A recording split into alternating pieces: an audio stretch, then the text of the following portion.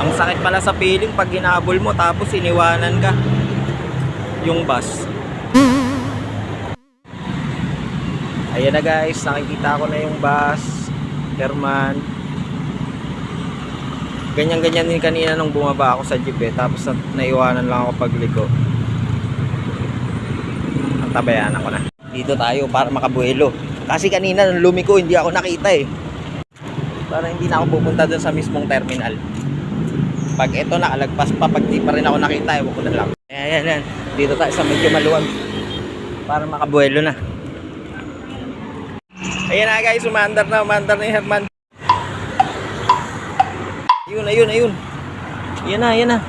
Ay, andun ako kanina Ayan na guys, ito na siya, papalapit na talaga. Hey! Sa wakas, nakaside.